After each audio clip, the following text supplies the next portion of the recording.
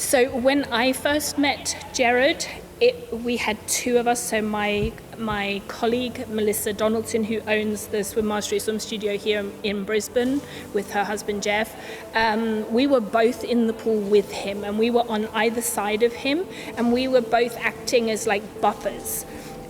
Because he literally could not swim in a straight line, and I don't think he would mind me saying this, and this was, 7-8 weeks ago, and we couldn't leave him in the pool on his own because his body was so disconnected that he simply wasn't swimming in a straight line.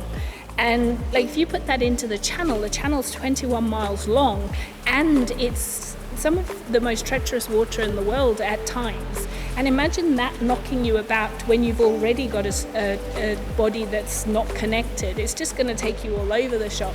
And now, as you've just witnessed this morning, I can get out the pool and leave Gerrard to swim in there on his own because his body's connected, he's straight, he's streamlined, he's going in one direction. So that it's been a phenomenal change in the 8 weeks since he first started. So I think with regards to the channel, I think his swim's just going to be a lot shorter than what it was going to be 8 to 9 weeks ago.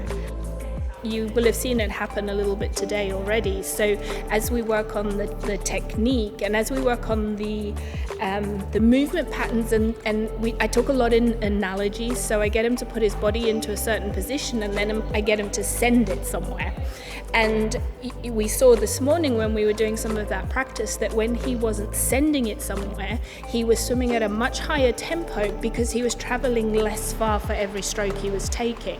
So then I got him to stand up because he was going back in the current, and I was saying, okay, so now you can do that cue. And at that time he was focusing on his catch. I said, it's great to focus on your catch, but make sure that you are using the catch as an anchor to send the rest of your body past it towards Cap Gris, we say, because that's where he wants to go. And instantly when he swam again, he was traveling closer to the current, his tempo slowed down, so therefore he was swimming further for each stroke than what he was before. So the more efficient you become, the further you'll travel for each stroke to a point, and there is a magic number. We're not aiming for zero, we're aiming for efficiency. So there's a couple of other things that come into that equation, but that's the start of it. The best outcome is that in every moment that we get to spend time in water, that we are focusing on improving the technique, because the better the technique is, the better he can tap into it when he's out in the middle of the channel, probably without a doubt tired, probably in pain because it hurts, it's difficult, it's not easy, and we want to build those new neurological pathways to such a degree that out there in the middle of the channel that he can tap into these crazy analogies that we are working on at the moment, so he can make it easier. So for him, it's more about training his brain, training his neurological pathways, putting the movement patterns into his body rather than training. So any of my clients that I work with, I try and take the word training out of the equation, and I get him to just go to the pool and practice. And the more he can practice these movement patterns, the better it is going to be for the channel. So that's what it looks like, and we're going to do more in the pool. We have weekly lessons.